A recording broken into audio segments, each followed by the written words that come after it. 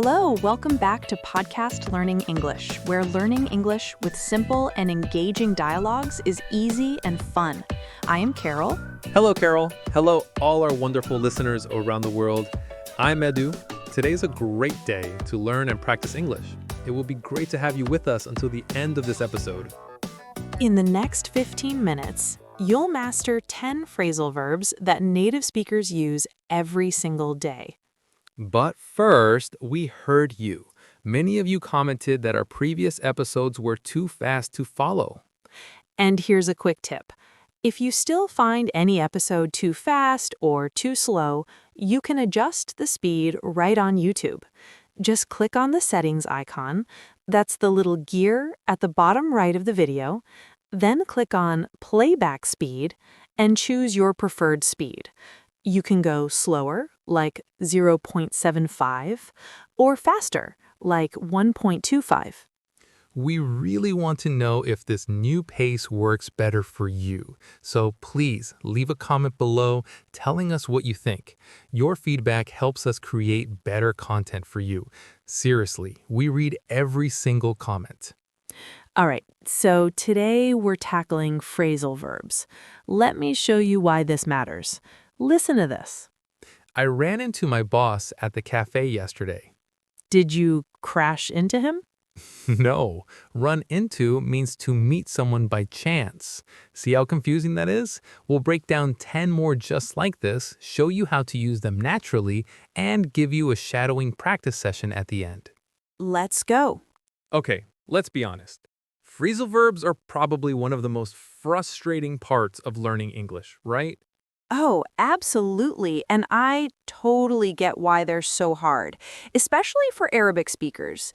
In Arabic, you don't have this structure where you take a simple verb like give and add a tiny word like up, and suddenly it means something completely different. Exactly. In Arabic, each verb has its own specific meaning. You don't combine them with prepositions to create new meanings like we do in English. I remember when I first started working with international clients, I was in this meeting and I said, I give this project, when I actually meant I give up on this project. The client looked so confused. He thought I was offering him the project as a gift. Oh no. Yeah, it was embarrassing. But that's when I realized phrasal verbs aren't optional. If you want to sound natural and understand native speakers, you need to master them. And here's the thing. Native speakers use phrasal verbs constantly in casual conversations, in emails, in meetings. They're everywhere. So today, we're going to teach you 10 essential phrasal verbs that you'll actually use. Not the weird ones you'll never hear, but the ones that come up every single day.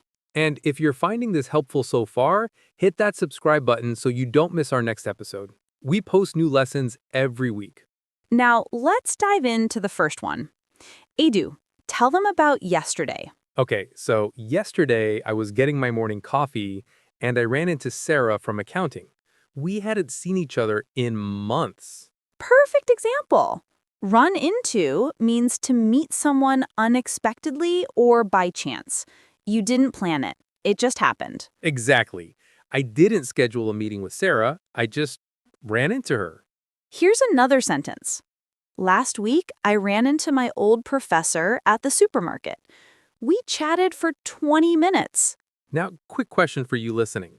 Can you think of someone you recently ran into? Say it out loud. I ran into... who? Good. Let's move to number 2. This one is super common, and I mentioned it earlier. Give up. Give up means to stop trying or to quit. It's when something is too difficult and you decide to stop. Like, I tried to learn guitar last year, but I gave up after 3 months. It was too hard to practice every day. Or in a work context, we were trying to fix a software bug for hours, but we finally gave up and called the tech support team. Now, here's the important part. Give up is different from just give. Give means to hand something to someone. Give up means to quit or stop trying. Right. So don't mix them up like Carol did in that meeting. hey, I learned from that mistake. I know. Okay, number 3, look forward to. Oh, I love this one. Look forward to means you're excited about something in the future. You're anticipating it with positive feelings. For example, I'm looking forward to the weekend. I'm going to rest and spend time with my family. Or we're looking forward to your feedback in the comments. We really want to hear from you. See what we did there? Now, be careful with the grammar here. After look forward to, you need a noun or a verb with ing. So, I'm looking forward to seeing you, not I'm looking forward to see you. Good point. Let's practice. Repeat after me. I'm looking forward to the weekend. Again, I'm looking forward to the weekend. Great. Number 4, put off. Put off means to postpone or delay something. You plan to do it, but you're moving it to a later time. Like, I need to finish this report, but I keep putting it off. I'll do it tomorrow. Or, the meeting was put off until next week because the manager was sick. This is so common in work situations. Deadlines get put off, meetings get put off, decisions get put off. Exactly. And that brings us to number 5, come up with. Come up with means to think of an idea or solution. It's when you create or produce something mentally. For example, we need to come up with a solution to this problem by Friday. Or, she came up with a brilliant idea during the brainstorming session. I use this one all the time at work. When we're stuck on a project, I'll ask my team, can anyone come up with a better approach? It's such a useful phrasal verb. Okay, we're halfway through. Let's keep going. Number 6, get along with. Get along with means to have a good relationship with someone. You're friendly. You don't fight. You work well together. Like, I get along with all my coworkers. We have a great team dynamic. Or, do you get along with your neighbors? Are they friendly? Now, you can also say get along without the with when you're talking about people in general. Like, they get along really well. They never argue. Right. So, do you get along with your boss? Think about it. Yes or no? Number 7, turn down. Turn down has 2 meanings, but the most common one is to refuse or reject something. For example, I was offered a job in another city, but I turned it down because I didn't want to move. Or, she asked me to work overtime this weekend, but I had to turn her down. I already had plans. This is important in professional situations. Sometimes you need to turn down requests politely. Exactly. You can say, I appreciate the offer, but I have to turn it down. All right, number 8, bring up. Bring up means to mention a topic or start talking about something in a conversation. Like, I wanted to bring up the budget issue in the meeting, but I didn't have time.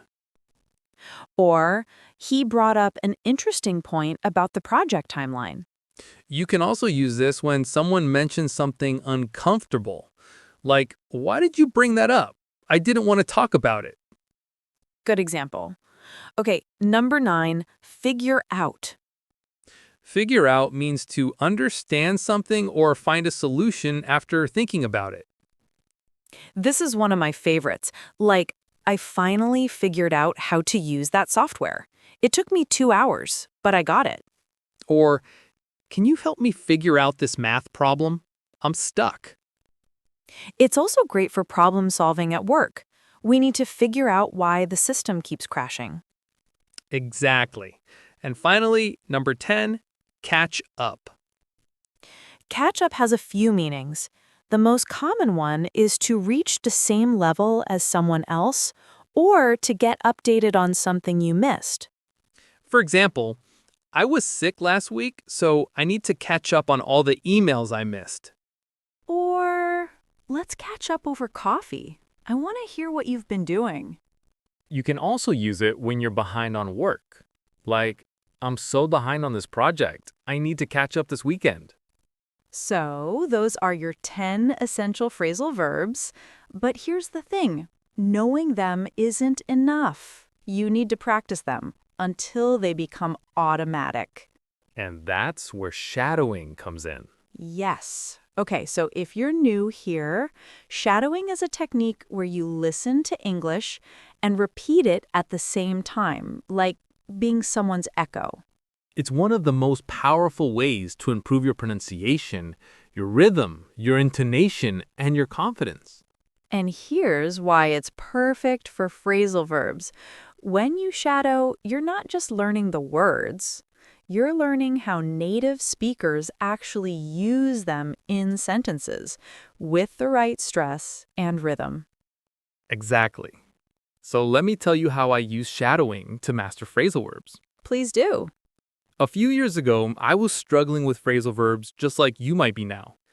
I knew the definitions, but I couldn't use them naturally in conversation. They felt awkward in my mouth. What did you do? I started shadowing TV shows.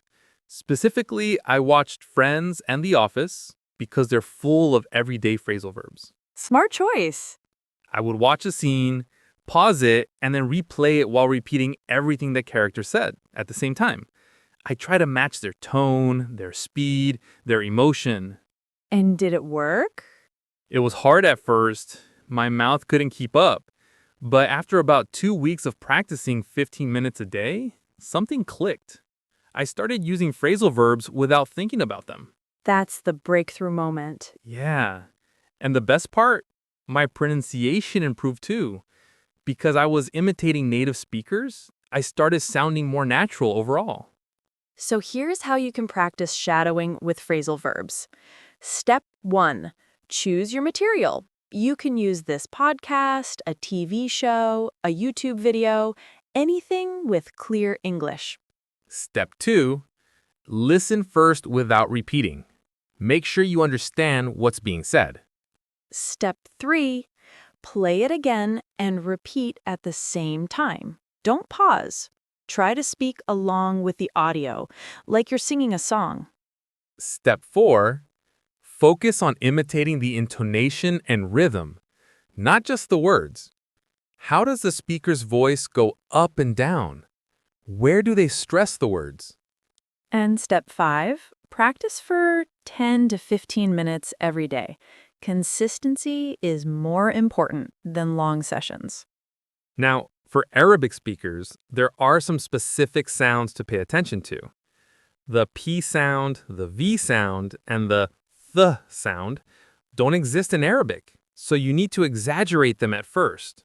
Right. So when you're shadowing phrasal verbs like put off or give up, really focus on that P sound. Put your lips together and release a little burst of air. Put off. And for V sounds, like in come up with, make sure your top teeth touch your bottom lip. V, v. Come up with. You can also record yourself while shadowing and then compare it to the original. That's how you'll notice the differences. All right, let's do a quick shadowing exercise right now. Carol, lead us through the 10 phrasal verbs. Okay, everyone listening, repeat after me. Try to match my rhythm and intonation exactly.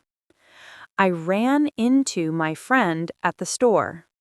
Again, I ran into my friend at the store. Don't give up on your dreams. Don't give up on your dreams. I'm looking forward to the weekend. I'm looking forward to the weekend. Let's put off the meeting until tomorrow.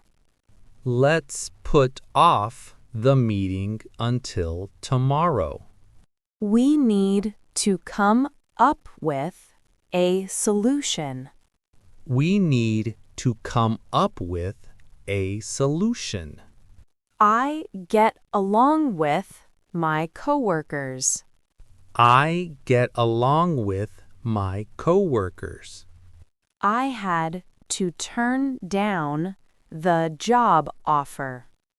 I had to turn down the job offer. She brought up an important issue. She brought up an important issue.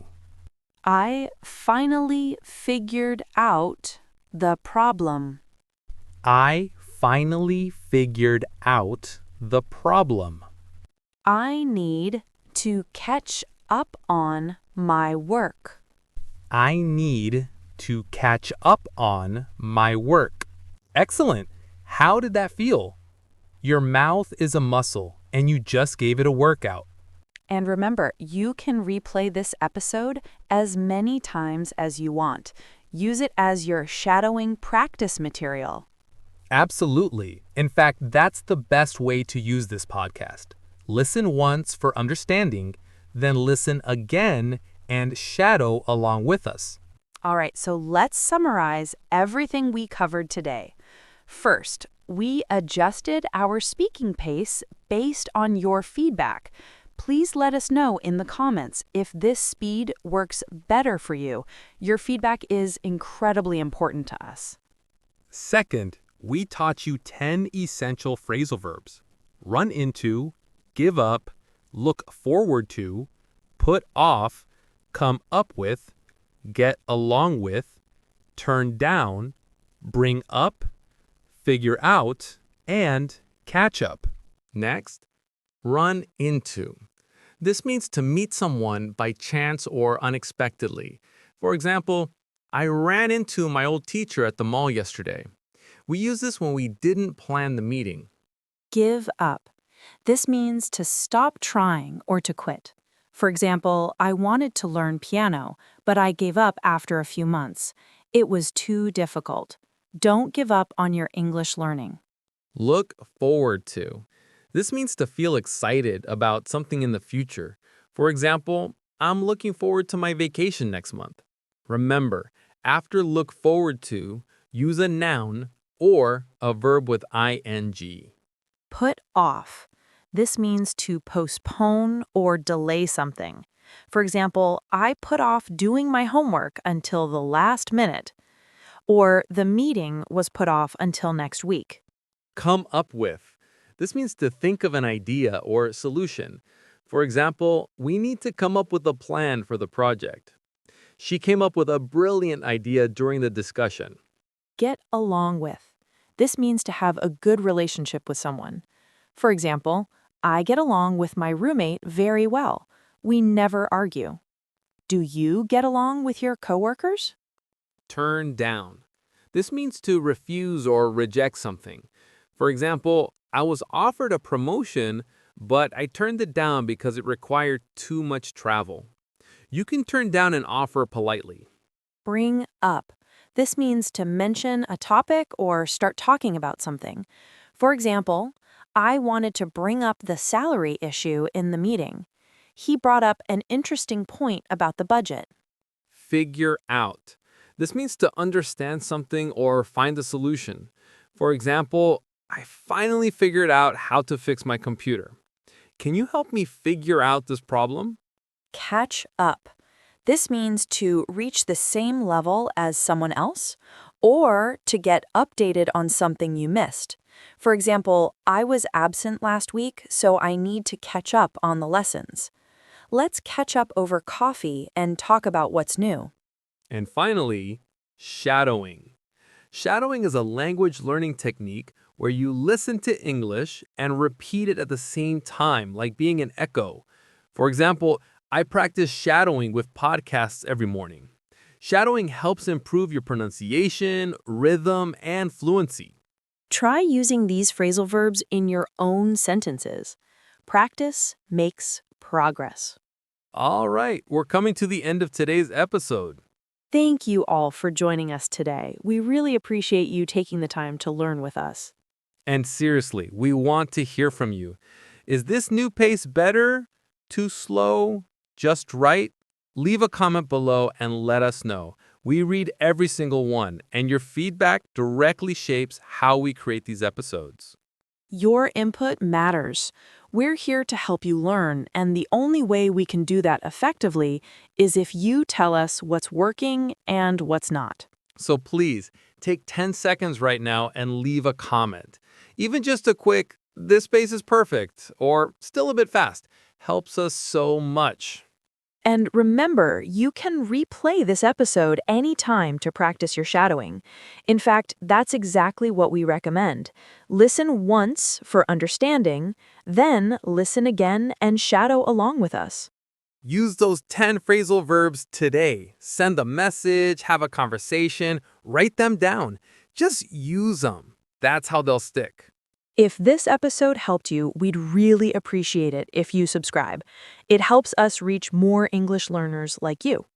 Until then, keep learning, keep growing, and keep shadowing. And don't forget, leave that comment. We're waiting to hear from you. Click the next video to keep practicing. We'll see you there. See you soon, English learners. Bye for now.